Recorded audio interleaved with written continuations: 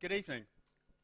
Tonight, for the third in this series of landscape urbanism evening lectures, I'm very pleased to introduce you to Matthew Gandy. Matthew is a professor of geography at UCL, and I see he's brought along some of his students this evening. So we were just saying I hope you've got lots of difficult questions for him later on. He probably doesn't, but I do. And he's also the director of the Urban Laboratory at UCL, which is, as I understand it, a kind of cross-disciplinary research enterprise. And one of the things I've wanted to do with this lecture series is to bring in kind of somewhat new perspectives to landscape urbanism, as well as having those kind of figures which we very much associate with the discipline, like Charles Wildtime, to also bring in some further perspectives which may not directly address landscape urbanism, but which I have found through teaching have kind of very interesting and useful things to say to us about our own practice. And it's in that context that I've invited Matthew to speak to us tonight.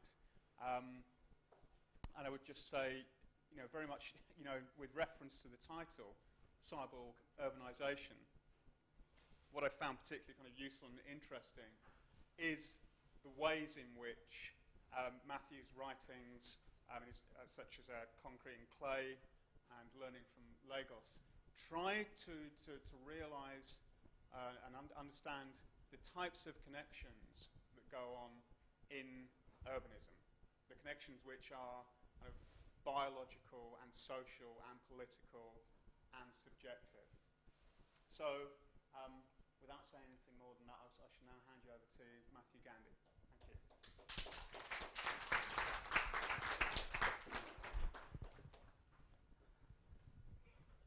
Okay, thank you very much for inviting me. And can you hear okay at the back? Everything fine? Okay.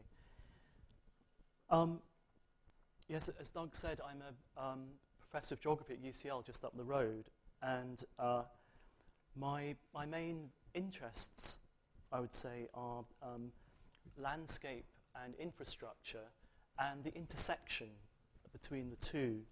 And most of my work has been based in Europe and North America, but more recently I've done research in India and Nigeria as well.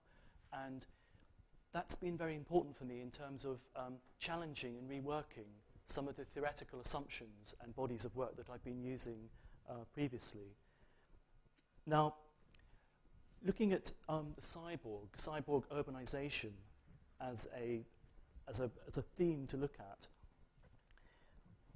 the first point I think I would make is that the term cyborg has really filtered through into popular culture and now conjures up a very wide range of possible meanings. And in that sense, it's quite a nebulous term. And part of my purpose with this presentation is to try and pin down the cyborg idea and its possible relationship to cities and urban space. And I think a first point that I would make is that there is a tension between narrow and broad readings of the cyborg. Narrow in the sense of readings that relate simply to one individual human body, and broad in relation to thinking about whole metropolitan or urban spaces. I think possibly now is a good time to pause and reflect on the scope of the cyborg debate as it's taken shape over the last 20 to 30 years.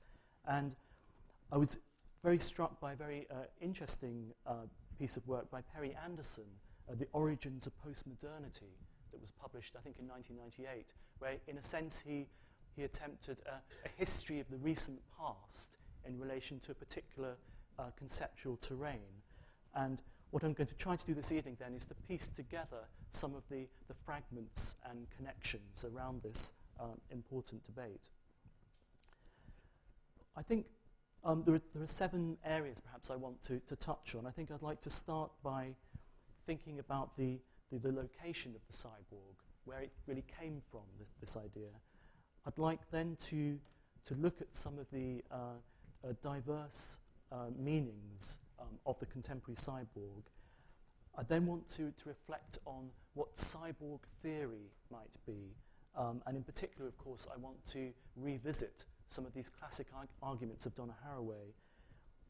I want then to review some of the threatening or liberating aspects to the cyborg as manifest in cities. Then I want to say a few words about the human agency in the cyborg city and ideas about the blurred self and what that might mean.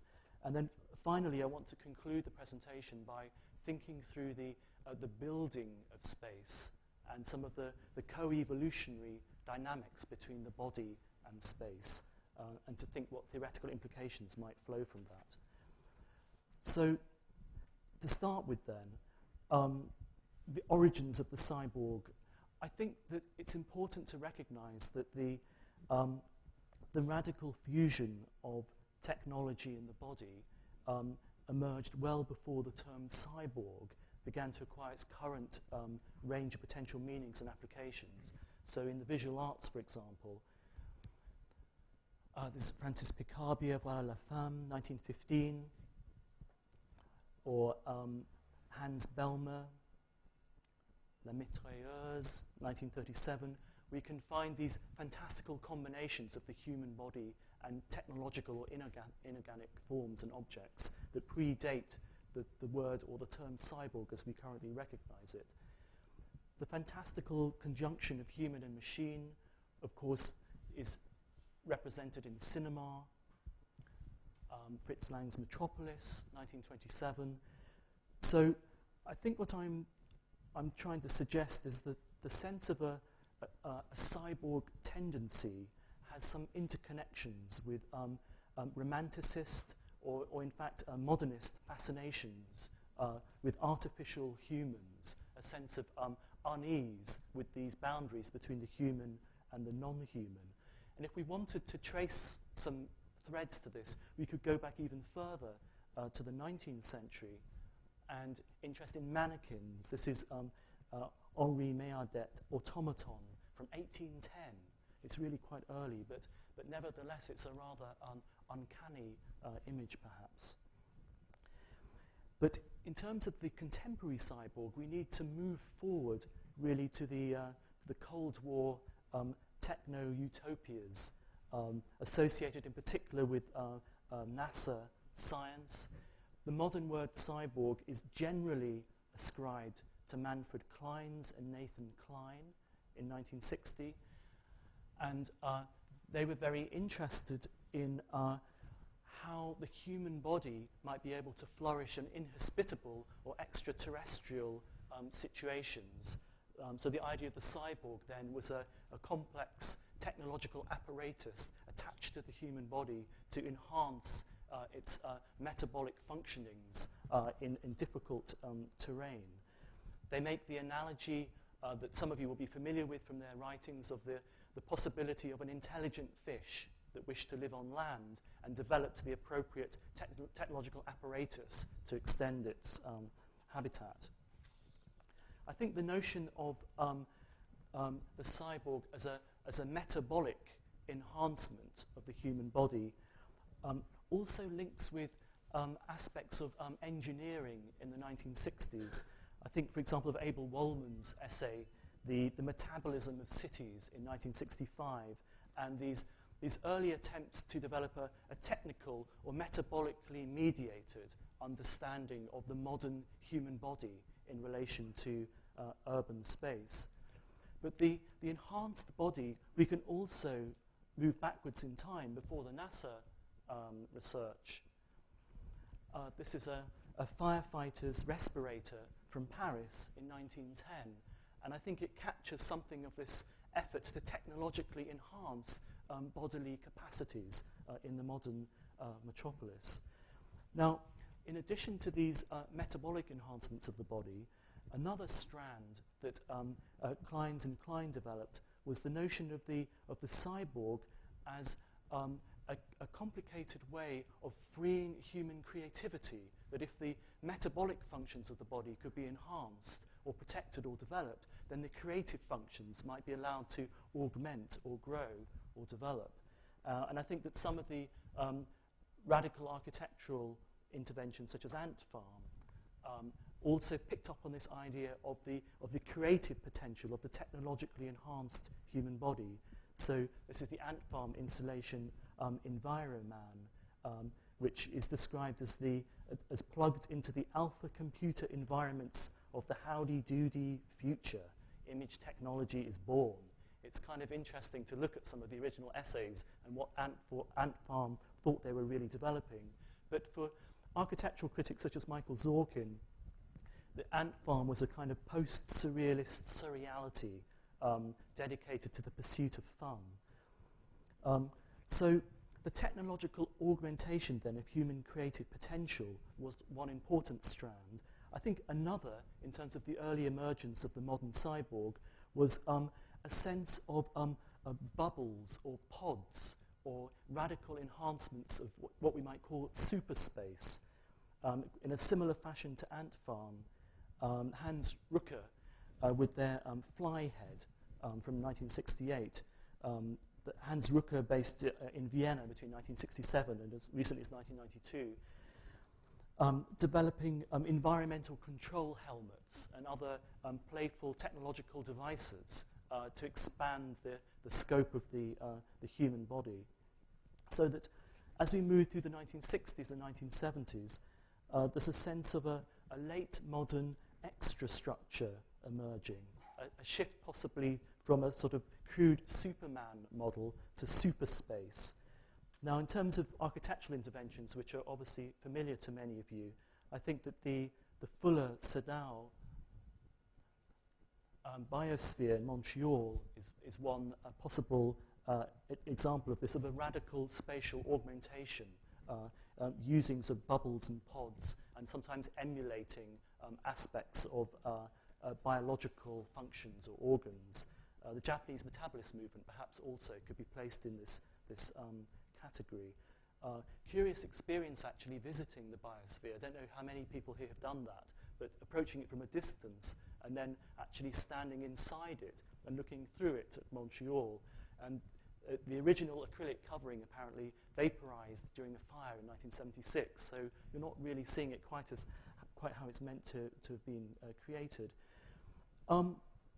These questions then around technology, superstructures, in the late 70s, I think another possible aspect to this is playful explorations of malfunctioning or mysterious technologies in relation to the body and the city, so that the Koolhaas Delirious New York from 1978 contains these very interesting illustrations by Madelon Riesendorf. I think there was a recent retrospective just across the corridor here.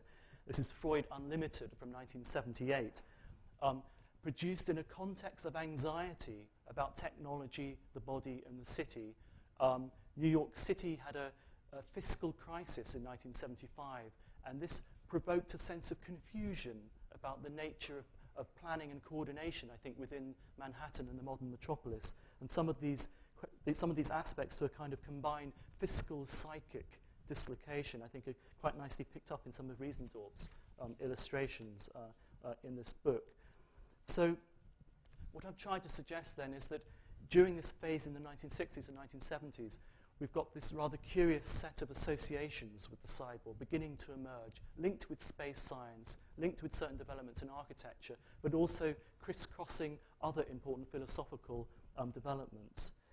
Now, if we move to consider the contemporary cyborg, in terms of the way it's understood and used, probably the most powerful strand here is that of the augmented body.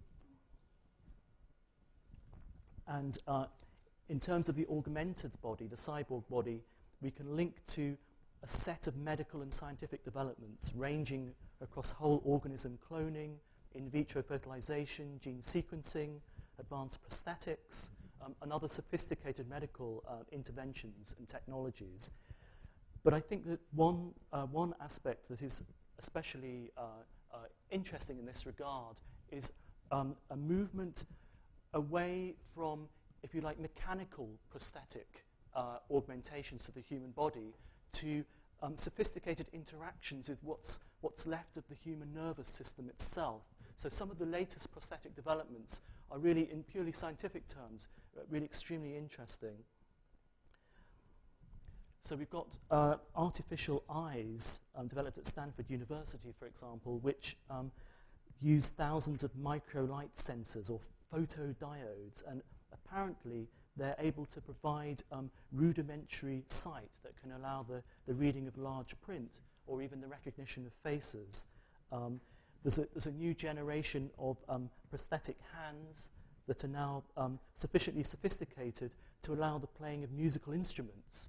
I've seen a photograph of what appears to be a robot hand playing a saxophone. And apparently, within the stump of the severed limb, there are enough nerves that can be connected to the prosthetic apparatus so that small movements can actually be used through what remains of the existing nervous system. So really very sophisticated prosthetic developments. But just moving back to the uncanny dimension just for a second, this is a third generation face robot from 2001 developed in University of Tokyo. So in tandem perhaps with these cyborgian enhancements, there are attempts to produce artificial body parts as well.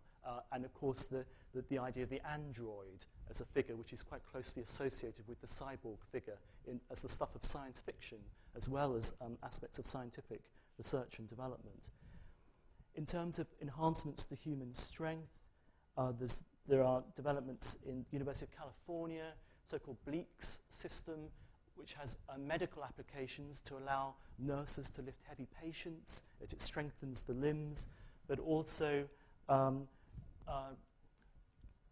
military applications as well. This is taken from a Russian military website.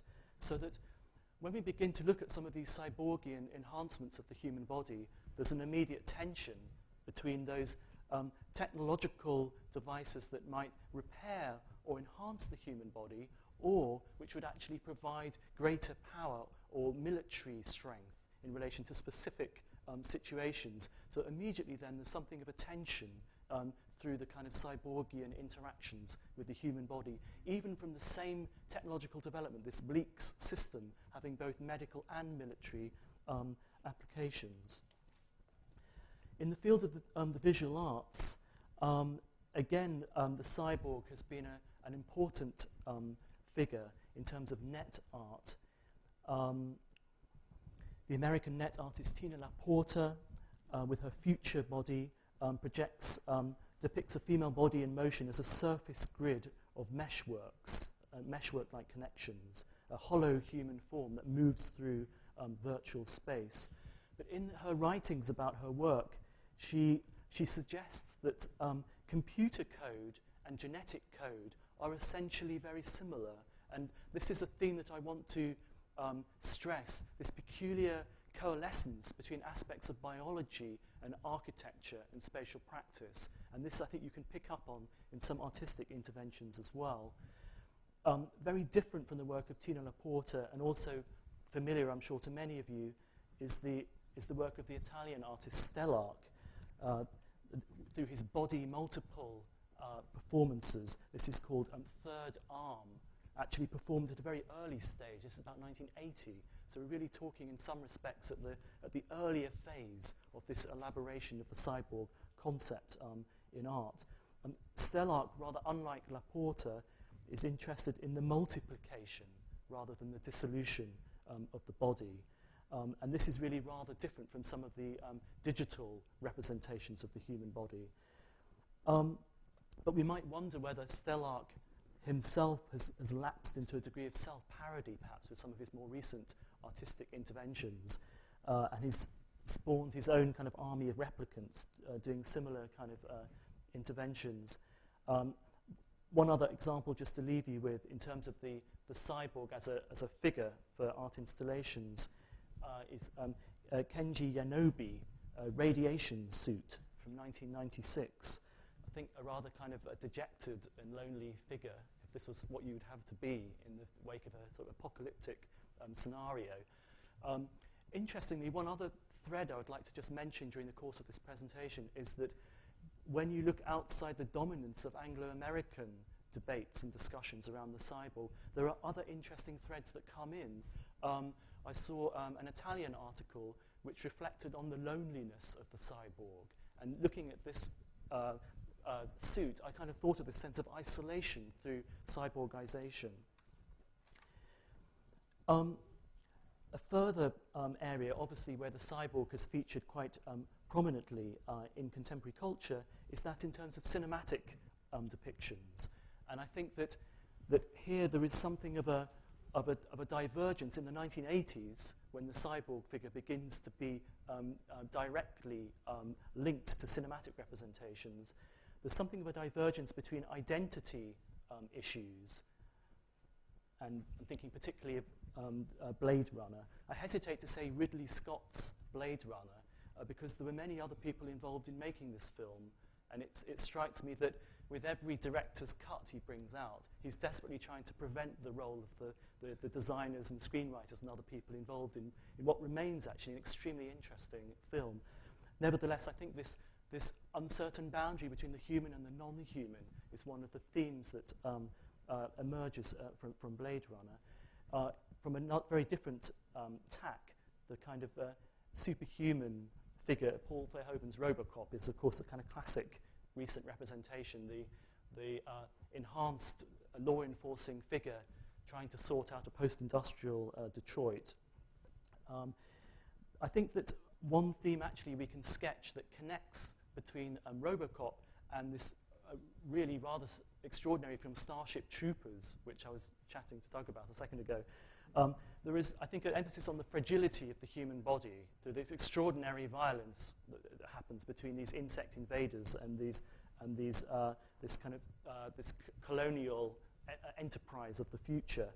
But also, I think that films like Starship Troopers pay homage to the 1950s B movies, so that it's a kind of it's a particular genre of alien infestations, which we can trace through a particularly American cinematic history. So that we could say that, that the insects of Starship Troopers are analogous to the ants crawling through the stormwater drains of Los Angeles in them, and so on. There's something of a continuity here, I think, in terms of these threatening forces. But there are other important attempts to tackle the cyborg cinematically. I think one of the most interesting ones is Min Young Chun's Natural City from 2003, which is loosely sort of pays homage to Blade Runner, but it develops, I think, in some ways an even more complex set of arguments about the relationship between these mutant cyborgs who want to extend their lifespans, but in order to do that, they have to get very specific traces of human genetic code. But during the course of this film, this is a futuristic Seoul in the year 2077. The city is starkly divided with these vast shanty towns beyond the metropolitan core of the city. And one of the things that emerges from this film is that these mutant cyborgs actually begin to realize they have quite a lot in common with the so-called non-citizens, the people who are relegated to the edge of a future Seoul. And we have this rather curious kind of political affinity which emerges between these other sets of outsiders within the future city. Also, in terms of Korean cinema, I think another very important example is Park Chan-wook's I'm a Cyborg, But That's Okay, came out in 2006. This is really completely different. This is the genre of romantic comedy. And Lim Soo-young, one of the main actors in this film, she plays an assembly line worker who makes transistor radios and then believes that she is a cyborg, and she tries to plug herself into the electricity supply. And then she's sectioned, she's taken to a mental asylum where she meets a schizophrenic man, and they form this very close understanding where they both have these completely different conceptions of reality, but somehow the romantic message of this film is that even though they have completely different, and if you say, you might call it irrationalist conceptions of reality, somehow through meeting each other, they actually understand their own predicament in a really profound way. And this is completely different from some of the other representations of the cyborg figure within cinema. So I've sketched then some of the diversity of cultural representations of the contemporary cyborg, but I want to pause for a moment in relation to cyborg theory, because part of the argument I want to make is that the cyborg is not just an artifact or a figure in film or literature. The cyborg is an important conceptual tool that I think is necessary to engage with.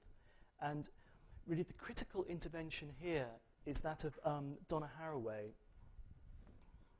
and her Cyborg Manifesto, which was first published in 1985. And I think it remains an extraordinarily rich document and a very important starting point for any kind of theoretical engagement with the cyborg debate. And I think that in essence, she gives a very brief definition, for example, that the cyborg is a cybernetic organism. You can read it here: a hybrid of machine and organism, a creature of social reality, as well as a creature of fiction. And this rather succinct definition is quite a useful starting point. The essay itself is extremely rich, and in rereading it recently, I was really struck by a number of very important elements to consider. First, of course, is the historical context in which she wrote this essay. It was published in 1985, but it's actually a version of an article published in German in 1984, which is specifically related to feminist debates in West Germany in the early 1980s. And she was invited to intervene in relation to debates around technology, and that's the specific historical context in which the early genesis of the essay emerged. Clearly, another very important strand in her work is a polemical stance in relation to women and technology, and really breaking down these essentialist notions of the goddess and the intrinsic relationships between nature and the female body. So it's and in particular around science and technology, really shattering some kind of an essentialist relationship between gender, science, and technology as one of the pivotal outcomes of this essay. Refusing an anti-science metaphysics is one of her expressions. She also, I think, in this important essay, she seeks to blur the boundaries between nature and culture. And she really takes issue with notions of purity. So as cultural purity, as well as purity within nature. And in this sense, she tries to link the cyborg debate to important developments in post-colonial theory as well. She brings together these different strands of science and technology studies and post-colonial studies. And I think that's an important moment in terms of theorization in the 1980s. Also, I think the essay is a critique of the Cold War science project. The 1980s, this is Star Wars, this is President Reagan, this is a particular political moment in terms of the Cold War. But she also recognizes the ironic situation that her own doctoral thesis was funded through funds from the post-war Cold War science program. So she's conscious of her own ironic position in relation to these technological and scientific debates. She also develops an early critique of what she calls postmodern textualization and the neglect of lived relations. So in that sense, it's important in the context of 1980s theoretical debates. But at the same time, she links with these emerging critiques of grand theory that she argues misses most of reality, probably always, but certainly now. So there's this sense of a need to alter our theoretical tools to tackle contemporary questions and debates. And I think above all, her essay makes extensive use of irony as a writing strategy as well as a political tool. And irony is a curious thing in relation to academic articles because it's rarely explicitly stated. And in this sense, I think her work links with the philosophical ideas of people like Richard Rorty, who explore how it's possible for individuals to hold ostensibly contradictory views. How do we manage these contradictory views within some kind of meaningful structure of consciousness and understanding? So in this sense, I think it's very, very rich in terms of connecting with some of these broader philosophical questions emerging at the time in the early 1980s, the mid-80s. I would also say, I've emphasized Haraway very strongly, but I would also say that there were other feminist scholars as well who took a leading role in the late 80s. Tiziana Villani, Italian scholar, linking the cyborg to questions of territorial and political mutations, also explicitly linking Deleuze with cinematic spaces using the cyborg figure, and also engaging with the late modern fiction of people like J.G. Ballard as well. So really coming from a humanities angle. If Donna Haraway was very much science studies, her early work was primatology and sort of biology background, Villani coming from a more of a humanities strand. So I think to make sense then of cyborg theory, we need to recognize its international and interdisciplinary elements, I think, to get a grasp of what's emerging. I want to move on to consider, in relation to cities, how the cyborg idea has implanted itself. I think that a first set of ideas has basically linked the cyborg with the notion of threatening cyborgs in the city. And the authors, I think, who are most closely associated with the view of danger inherent in technological advance are authors such as Paul Virilio, with an emphasis on militarization and military technologies and their applications within urban space. But also, I think that Virilio discusses a notion of neo-eugenics and the complexities of new kinds of technological impingements or interactions with the human body in the contemporary city. So very much stressing some of the dangers flowing out of technologies.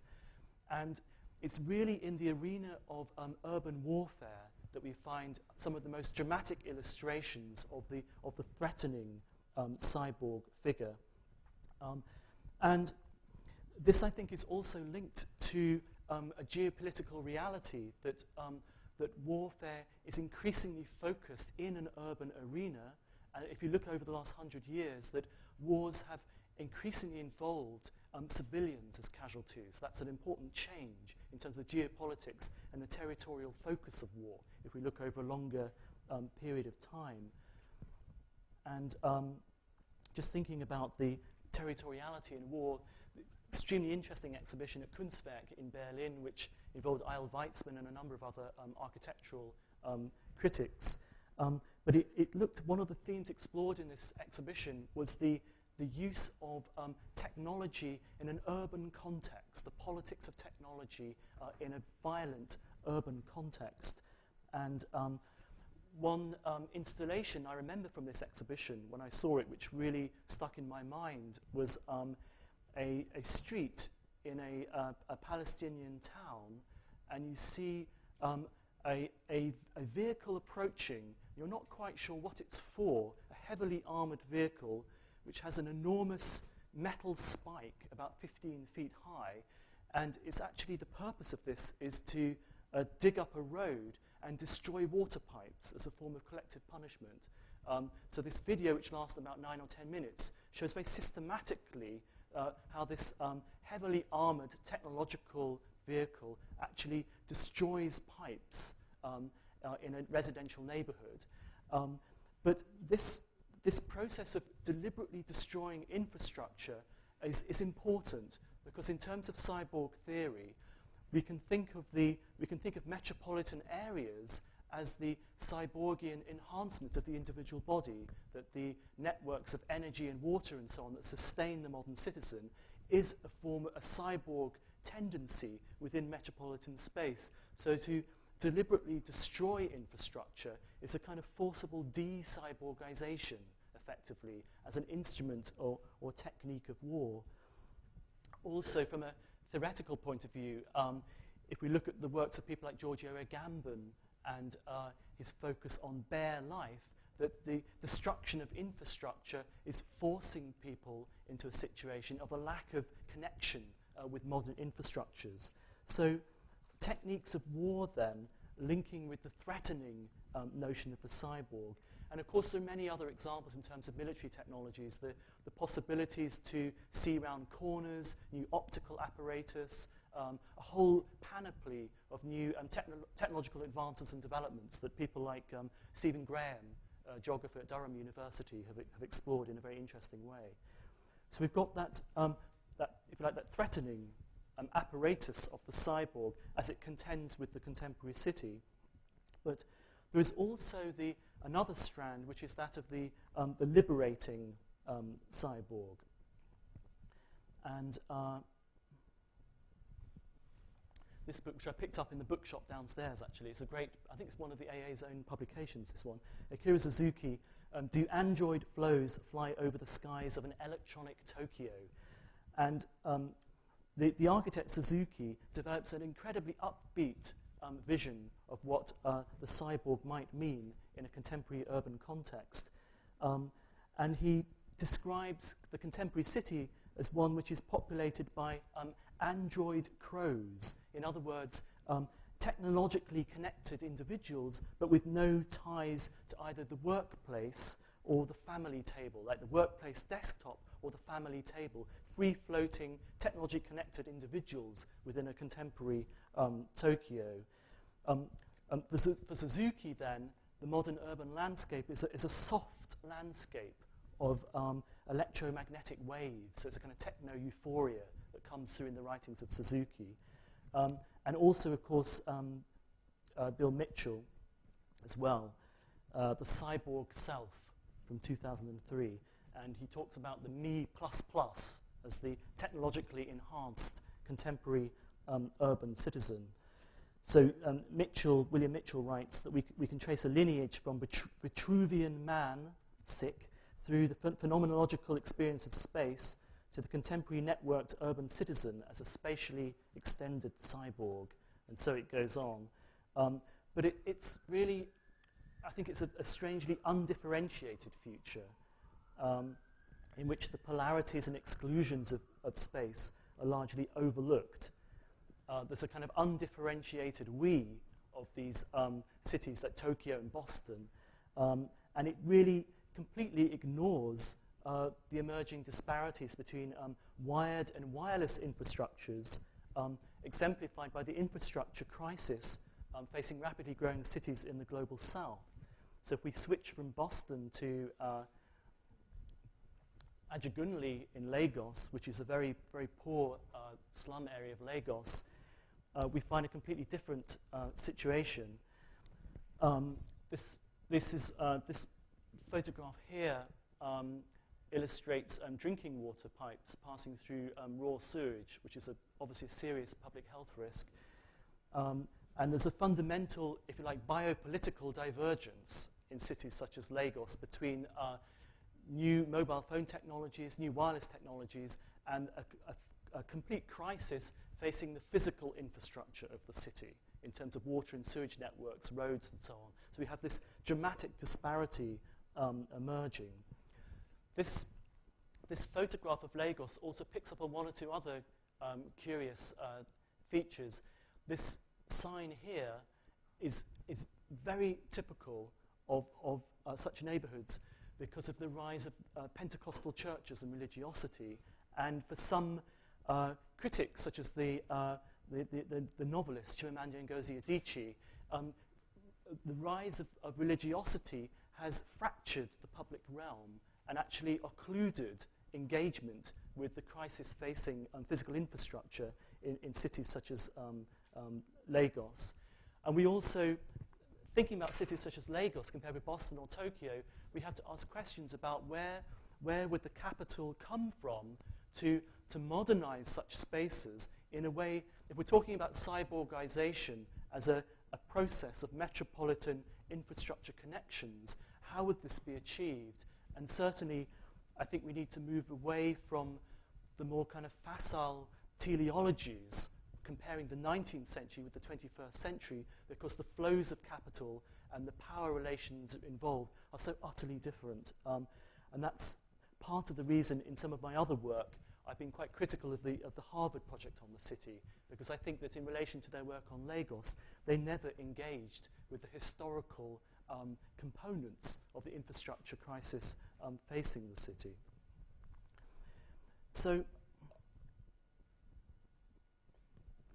moving on then to consider the implications of the cyborg idea or technological complexity within the contemporary metropolis. One important debate surrounds the notion of the blurred self.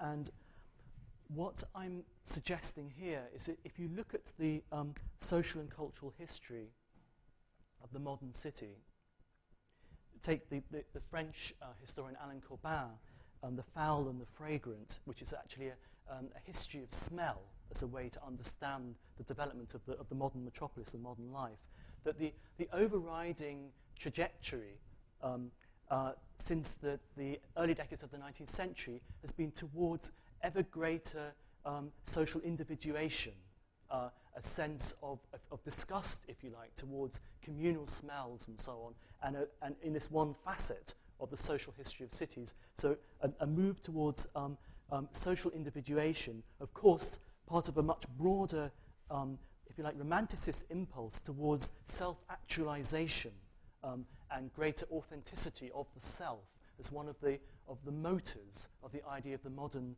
metropolis as captured in social and cultural history.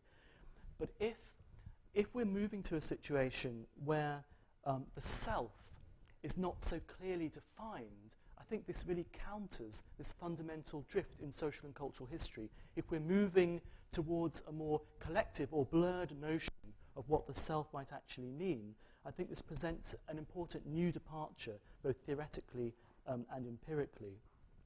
So authors such as Catherine Hales, whose work may be familiar to some of you, links into these questions about the post-human and arguments about the autonomous self as a kind of illusory and highly restricted socially and historically realm of human experience.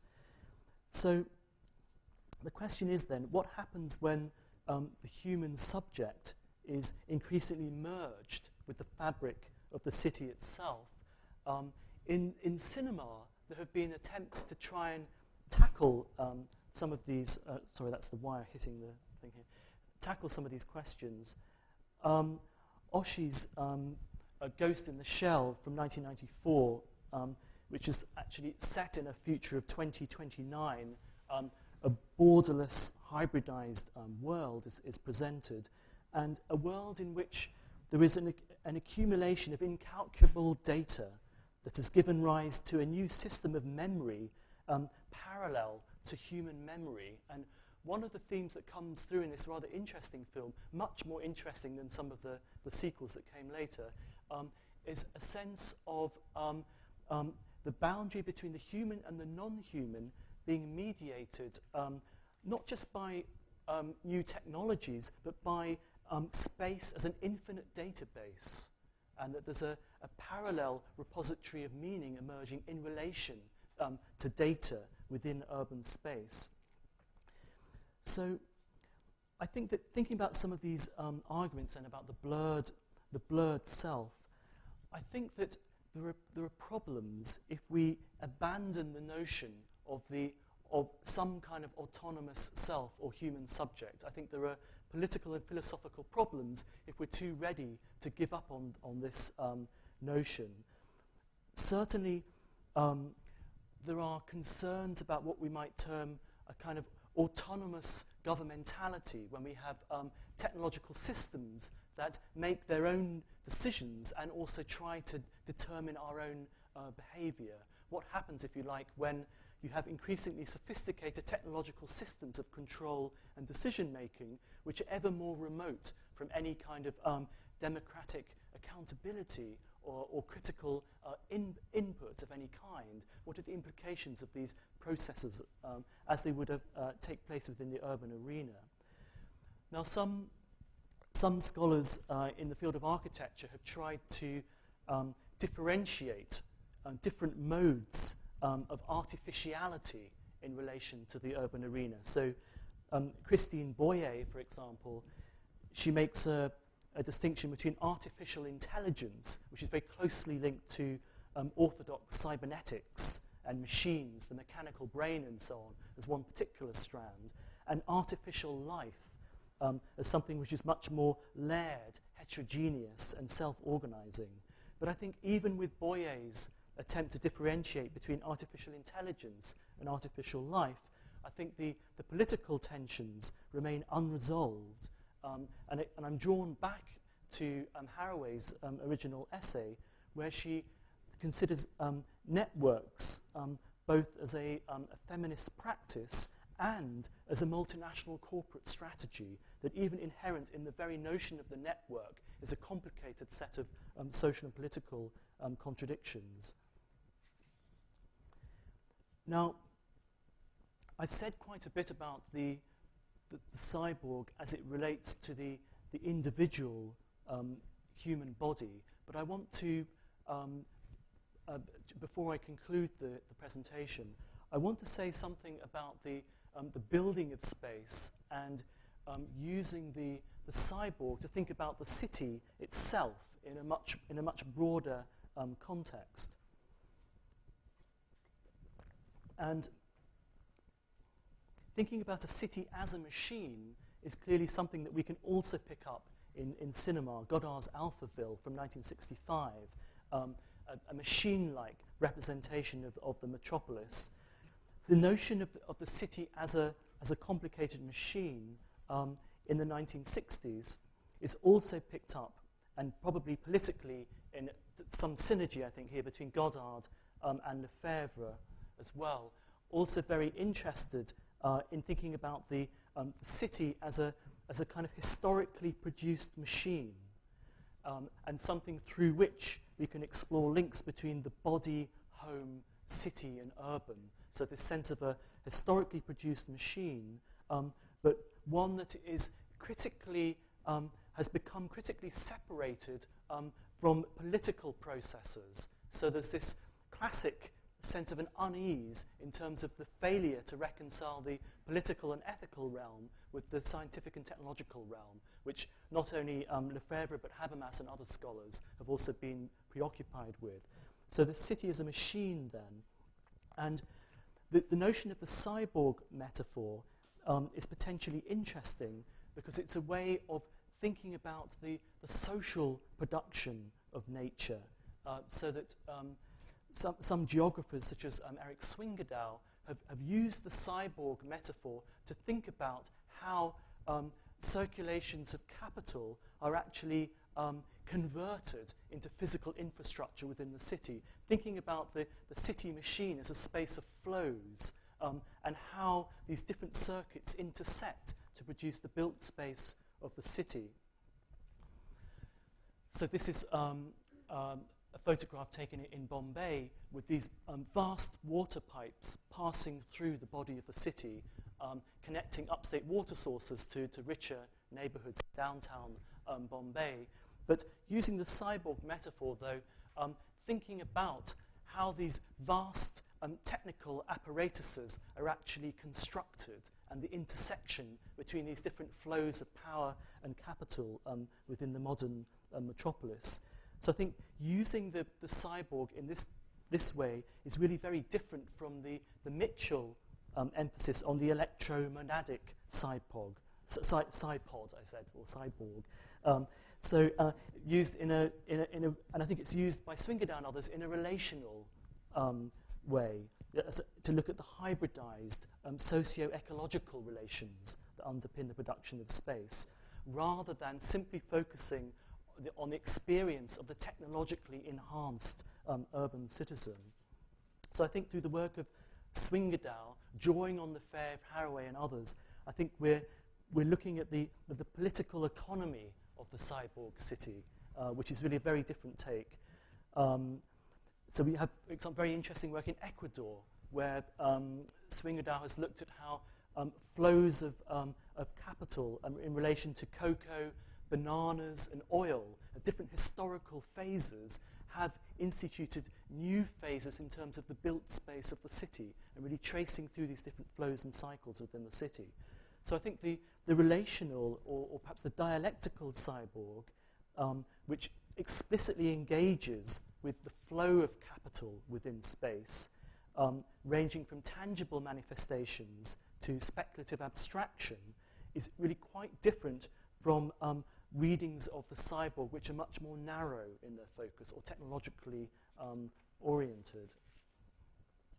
I think that thinking about the built space of the city, we should not neglect the domestic arena or interior spaces of the city, the way in which new technologies are involved in a co-evolution between the human body and urban space within the home itself.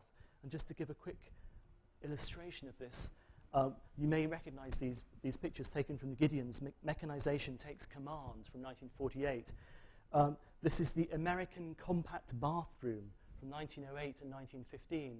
And part of the argument here is that the mere presence of plumbing networks as they diffuse from hotels to modern homes actually linked in with behavioral changes, and so that there's a co-evolution, if you like, between social behavior and technologies and the restructuring of the interior spaces of the modern city. So there's a kind of periodicity to these technological shifts and changes.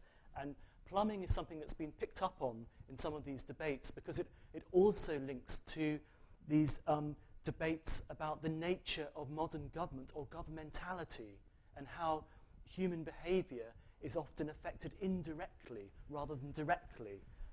So we could maybe make an argument that the Foucauldian reading of the cyborg links with plumbing as it relates to the human body in the interior spaces of the city. But this co-evolution then of technology in the body has entered perhaps a new phase now, and particularly the latest wave of digital architecture.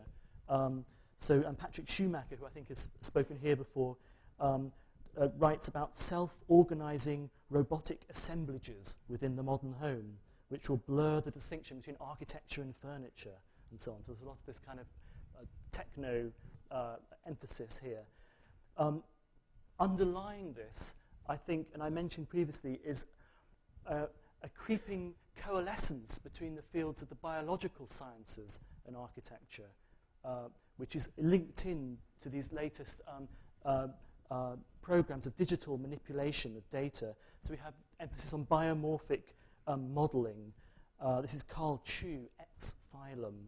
And I think also links in with this strange argument about the coalescence between genetic code and computer code, which is of course nonsense in scientific terms, and yet it's extremely influential in terms of design debates, apparently. So this coalescence between different fields and a kind of a radical interdisciplinarity that is caught up with this cyborg debate, I think is to some degree not fully explored in terms of the implications of bringing these radically incommensurate bodies of scientific research together. And also, I think, inherent within this is a danger when metaphors like the cyborg travel between different domains. What meanings do they carry with them, and what new meanings do they acquire in a different context? So, to conclude then,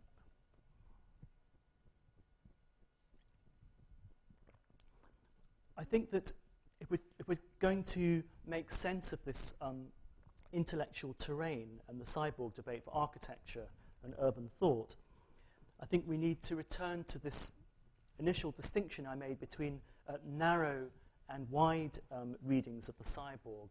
We need to make a distinction, I think, between the notion of the cyborg citizen of Mitchell, Suzuki, and others, and attempts to use the cyborg metaphor or concept to explore metropolitan space in a much broader context, the production of nature, the intertwining of social, cultural, and biophysical elements to make modern life possible. And this is really a very different strand, I think, coming out of these debates. And perhaps in relation to landscape, an explicit engagement with the hybridized a notion of contemporary landscapes. Antoine Picon has written very interestingly on this, actually. There are some architectural historians who've picked up on some of these questions, but I think it's not a coincidence that he's a historian of engineering, which is, I think, why he keeps this material strand working through his argument. I think that the cyborg debate also challenges the overemphasis on the virtual, if you like, that whilst the cyborg shares an affinity with related concepts such as cyberspace, cybernetics, cyberpunk, and so on, the cyborg at root is linked to the living and breathing flesh of the human body, and I think that's an important conceptual anchor point for the cyborg debate. So the cyborg then, in intellectual terms, offers a possibility to rematerialize the city and link in with these important debates. I think that the cyborg also connects with a cultural ambivalence towards technology. I mentioned at the start of the presentation the links with the uncanny, mannequins, artificial humans, things that are not quite one thing or another. And I think this sense of things that are strange is a recurring motif.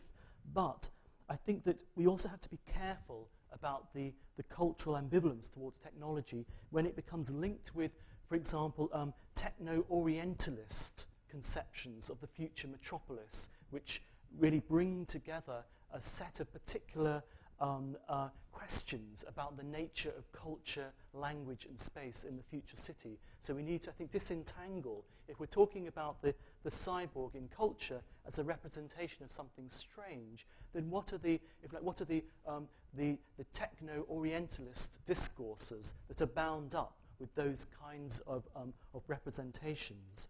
And that, I think, is why it's very interesting to look, for example, at Korean cinema and see how the cyborg concept has been reworked in a very different way that challenges some of the mainstream representations in popular culture, particularly in the United States. I think, from a political point of view, I think that the cyborg, through its link to a rematerialization of the city, has important implications for thinking through global health. I mean, the photograph that I showed you of Lagos with these drinking water pipes, dysfunctional urban infrastructure, is a profound political challenge, perhaps the most important political challenge facing the 21st century. And if the cyborg debate can raise these fundamental questions about the relationship between the body and technology in a broader arena, and at the same time step beyond a purely kind of technical understanding of these questions to bring in some of these theoretical observations that Haraway, Swingerdow and others have raised, I think it's potentially a very rich intellectual terrain through which to explore infrastructure within the contemporary city. So I think that my very last comment would be that at the precise moment maybe that the cyborg is slipping from view a bit and becoming merely a kind of historical debate, it nonetheless is interesting and important to get a sense of where we've come from in terms of our understanding of these questions about the relationship between the body and the city. Okay, thank you very much.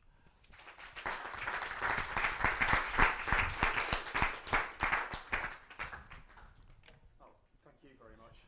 Thank you. Hey, is this working? Yes? Okay.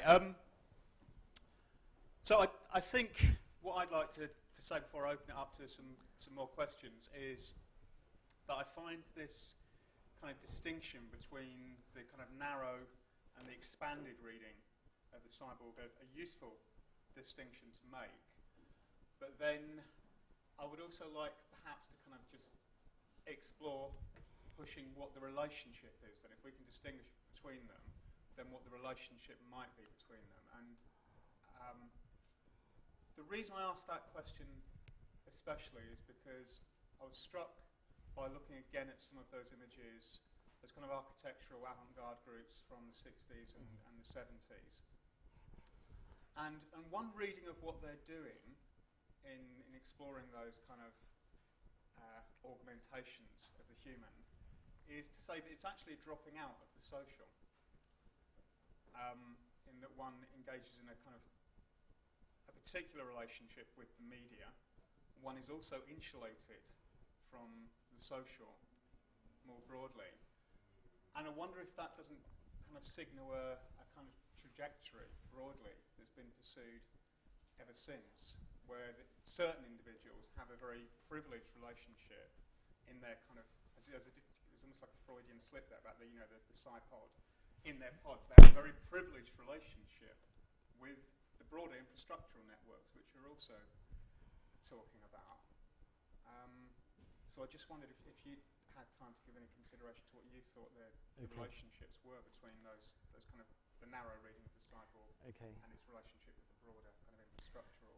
I mean, it may be that I've kind of overplayed the doom and underplayed the fun element, because I think that some of those interventions, like Haus Rucker and Ant Farm, were really, as you say, they were using technology, but they were also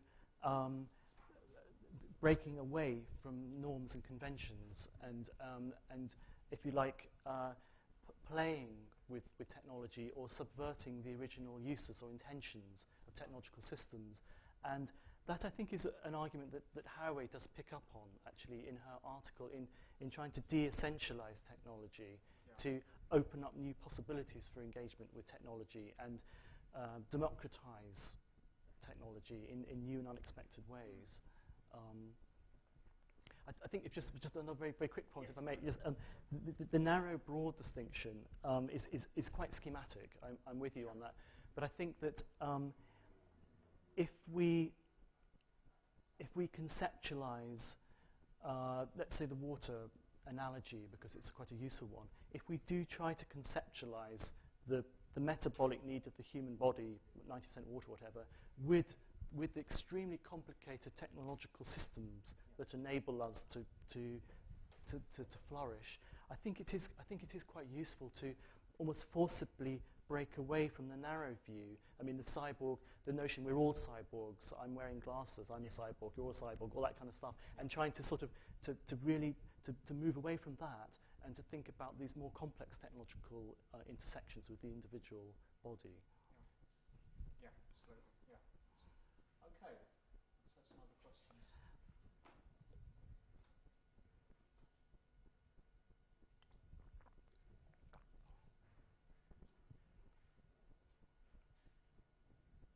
Yeah. It's more a comment, but it might end up being a question. If the essence of the cyborg concept is something artificial grafted onto something that's natural, I wonder what its usefulness is for looking at cities, because the conception of cities as somehow organic or natural has been criticised. And I wonder, are there really two kinds of things that are grafted together in the city that this cyborg metaphor might help us understand? Or is it just a matter of different degrees of what are really the same kinds of things, just technologies at different levels? Okay, I mean, a couple of things there. I mean, I think actually one thing I didn't mention, one of the most important criticisms of trying to use the cyborg metaphor is the notion that all cities, including pre-modern cities with aqueducts and complex irrigation systems for the production of food, in a sense were also dependent on large technological systems, so that the cyborg potentially can lose some of its historical specificity if you look at the concept of what a city is in a broader sense.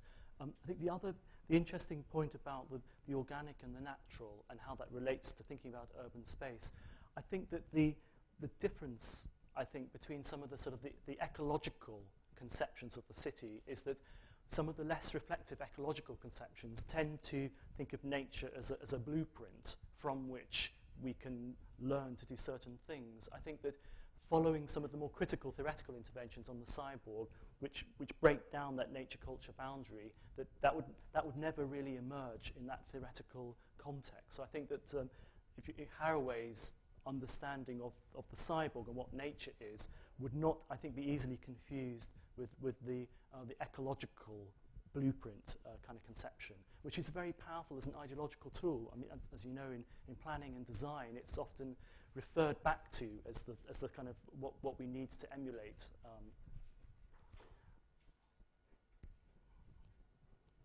Yeah. I was just thinking of this new operation system for mobile phones. It's called Android, and how it renders naive this idea of the human turned into a robot or something like that.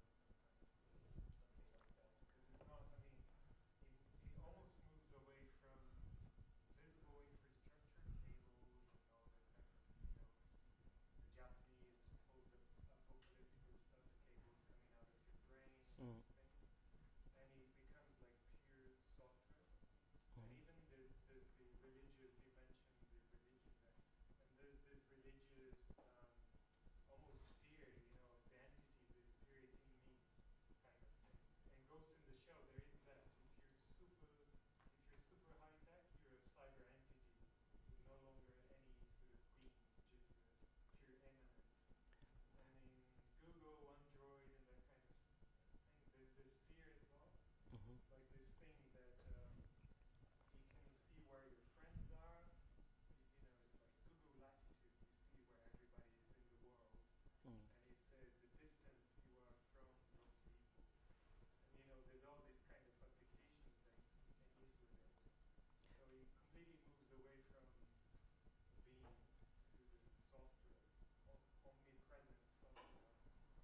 Mm-mm. I mean, I think that in terms of the shaping of new technological advances, I mean, one of the interesting debates is how these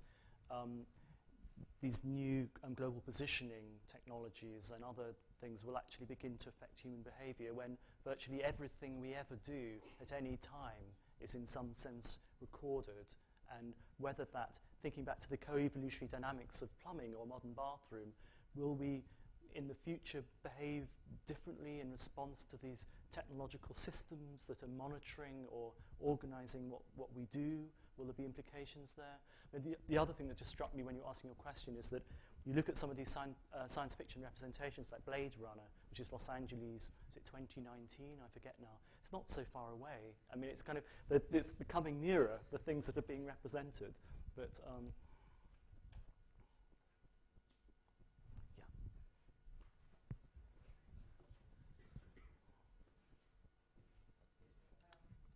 Through your presentation, actually, I have the impression that the cyber evolution happened actually more profound in a bigger scale than the one-to-one body technology. And it actually is more like, like a city scale, and it's much more about the way we organize information, let's say. Like a stock market, it have a life soul. It makes certain decisions based on kind of very rule-based system, collecting information and independent on, from human, and it profoundly affect our life. So for me, it's kind of it's happening already, and it's more work, it's more effective than the one-to-one thing. Mm. I mean, I think that one of the things I'm trying to explore through thinking about this is the use of particular conceptual tools or words, and in a way, almost all theory makes use of metaphors or concepts, and ultimately we have to ask ourselves that what's the practical or intellectual utility of these different terms. And I think that perhaps the lesson that I'm taking from looking at this particular term, the cyborg, is that almost all of these important terms that we use in terms of urban or architectural discourse are incredibly complicated, and it's really worthwhile stepping back and focusing on a particular term and how it's been applied, where it's come from, what are the implications of using this word rather than another. So if we look at maybe the political issues at stake, if we use the cyborg in a policy context, what does that imply? How would that be understood? How would that give a different emphasis from using a different vocabulary? Certainly, I think, coming back to questions about nature and the city, we're really struggling with to an important degree, I think, with a 19th century vocabulary to tackle the 21st century urban spaces. That I think we're sometimes at the limits of the vocabulary to hand to really to explore or convey some of the things that we're dealing with. And it may be that as a process of doing this work, I might decide that the cyborg idea needs to be laid to one side, but maybe through getting to that end point, I think it's potentially useful. Yeah. There is a strand of urban literature and thinking which draws from, say, the Baltic fishermen's tale of earlier, and even to a greater extent on William Mitchell's City of the Dead, which talks about virtual urbanism and the sense of placelessness that a lot of your scholars talked about in the 70s and the 80s. And I wonder how cyborg urbanization addresses these literary strands, because your cyborg urbanization is really about the materiality of the space still, but Yeah. this literature talks about space being immaterial. And I was also wondering whether you looked at video games for spatial references and representations of cyborg urbanism. Mm-hmm. Okay, on the second point, no. But on the first point about the placelessness, I think it's very interesting that particularly through the 1980s, there was an increasing emphasis on the redundancy of place and placelessness. And some scholars that we're familiar with, like Saskia Sassen, really showed the importance of spatial propinquity within global metropolis systems and so on. But I think that equally, I think that the cyborg debate, I think, shows that through the materiality of the human body itself, we cannot, in a real sense, be placeless at all, and that we're materially grounded in complex networks and associations. So that I think that whole wave of the kind of virtual, placeless, digital literature, I think is kind of, to some degree, I think it's run its course. I think that now, from a variety of different angles, there's a sense that we need to re-anchor discourse in relation to the material, the physical, and the importance of proximity, I think.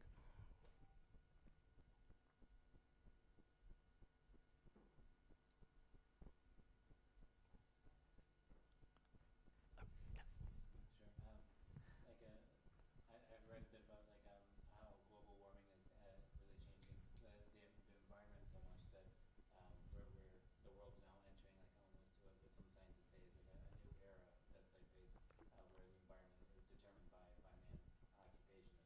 I was just wondering this change in the environment, does this bring on new changes in what capabilities man should have for this future environment? Or is there a change in thought of what a cyborg is to be or to do? That's a massive question. I'm sure Sarah Bell here from engineering might have a few thoughts on that from UCL. But I think that one of the the pretext is correct. There are fundamental alterations, obviously, in terms of relationships with the natural world. But one of the questions from a technological point of view is whether we have the adaptive capacity to respond to future climate changes. Because I think that the debate has shifted somewhat between the pole of saying, can we prevent something from happening, towards a recognition that there are likely to be profound changes. Do we have the technological or scientific capacity to actually respond to those changes? But of course, returning to the cyborg element and the divergence between the connected and the unconnected, or the wired and the wireless, of course, richer metropolitan areas would have the capacity to make technological adaptations which poorer coastal cities in the global south simply couldn't even imagine. So that there will obviously be profound political consequences from the changes that you're pointing out, definitely. You know, is that a fair assessment of the that would have been my point, is that I guess what the cyborg potentially does is to demonstrate that cities are both the technology, the infrastructure, plus their relationships with their environment, as well as the kind of cultural and human life and bodies that live there. And precisely that point, that cities like London, which have a much stronger